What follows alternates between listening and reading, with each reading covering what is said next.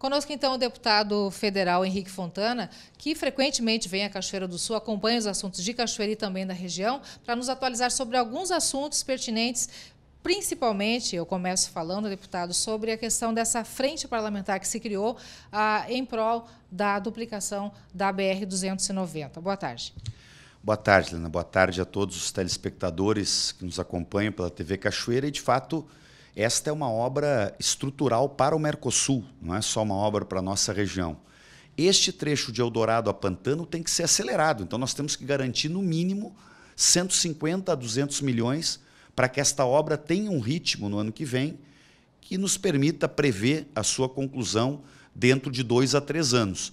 Com estes 2 milhões que o governo federal colocou no orçamento, a obra vai ficar totalmente paralisada. Então, esta frente parlamentar ela está agindo de diversas formas. Na semana passada, tivemos uma reunião com o secretário executivo do Ministério dos Transportes. Estamos pedindo uma reunião de trabalho com o próprio presidente da República e também com o ministro-chefe da Casa Civil, porque entendemos que esta reivindicação é uma reivindicação de todos os gaúchos. A BR-290 é uma das grandes rodovias estruturais do estado do Rio Grande do Sul e que precisa ter este trecho duplicado, e para isso nós temos que garantir, no mínimo, 150 a 200 milhões para o ano que vem. Deputado, reforma da Previdência é um assunto que mobiliza, está provocando bastante discussões. Lá em Brasília, o senhor acompanha o dia a dia. O que o senhor tem para nos dizer? Bom, primeiro, a minha posição é pública, eu sou totalmente contrário a esta proposta de mudança na Previdência que o governo Temer está tentando votar na Câmara e no Senado. Ela é uma proposta bem ao contrário daquilo que a propaganda que o governo colocou na televisão diz. A propaganda que o governo está fazendo com recursos dos nossos impostos é uma propaganda mentirosa. Eu digo isto com toda a segurança. Ela é uma propaganda que desrespeita a população, porque ela fala o que não será a realidade. Então, eu sempre dou 2 exemplos para mostrar que ali não há, nesta proposta, não é como eles dizem que seria algo para combater privilégios. Primeira questão importante de compreender. A proposta que está sendo debatida no Congresso, ela diminuirá, se for aprovada, a aposentadoria de todos os trabalhadores que contribuem hoje para o INSS.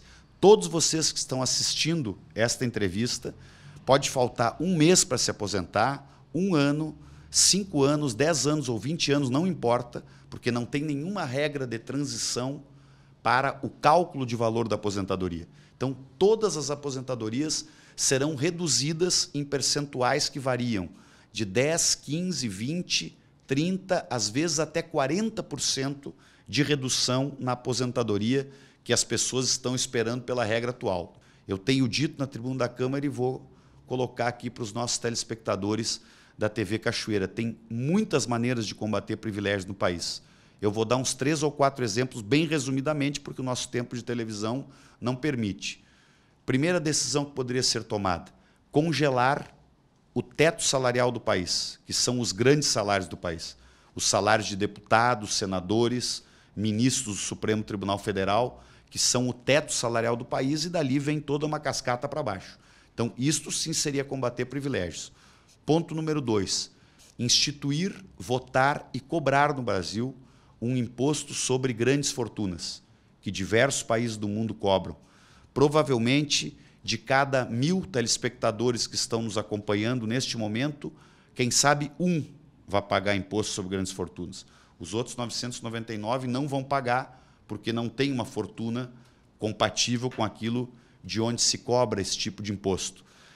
Terceira sugestão para combater privilégios: cobrar um imposto sobre lucros e dividendos. O Brasil, Lena, é um dos únicos 3 países do mundo onde as aplicações no mercado financeiro que geram lucros e dividendos não pagam nenhum centavo de imposto. Por exemplo, o senhor Joesley Batista, que é o proprietário da JBS Friboi, no ano de 2016, ele teve uma renda de 104 milhões de reais no ano. Sabe quanto ele pagou de imposto de renda? 304 mil reais. 0,3% da sua renda. ele pagou, por óbvio, muito menos imposto que um trabalhador que ganhe 4, 5 mil reais e que paga uma alíquota, às vezes, até de 27% sobre uma parte do seu salário. Então, o Brasil precisa cobrar um imposto sobre lucros e dividendos que será pago por muito poucas pessoas e que renderá para o país, as estimativas não são exatas, mas são próximas da realidade, pode render ao país 50 bilhões de reais por ano, que é, inclusive, um valor maior do que aquilo que o governo quer cortar com esta antirreforma da Previdência. Deputado, o governo menciona que a reforma é o único caminho para a subsistência da Previdência Social. A situação realmente é crítica ou o governo está fazendo uma tempestade em copo d'água ou está superdimensionando a situação? O governo está fazendo uma chantagem, tentando fazer uma chantagem com o povo brasileiro, né? Porque, em primeiro lugar, a Previdência tem muitas outras soluções a buscar que possam melhorar as suas contas, a sua situação fiscal. Uma delas, por exemplo, é desenvolver mecanismos muito mais eficazes para cobrar dos grandes devedores da Previdência. Por exemplo, Bradesco, Itaú, JBS Friboi devem milhões para a Previdência Social.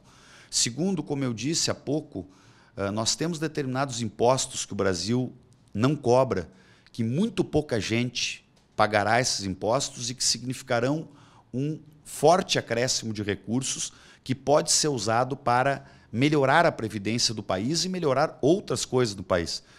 Este projeto todo de antirreforma da Previdência, que o governo diz que é a salvação do país, ele quer economizar 48 bilhões por ano, mas quer economizar em cima de situações extremamente injustas, como nós falamos há pouco, retirando uma pensão de R$2.000 de uma viúva, de um casal que ganha 4 mil, por exemplo, diminuindo 10, 20, 30% a aposentadoria de pessoas que depois de trabalhar 40 anos vão se aposentar com 2, 3 mil reais por mês.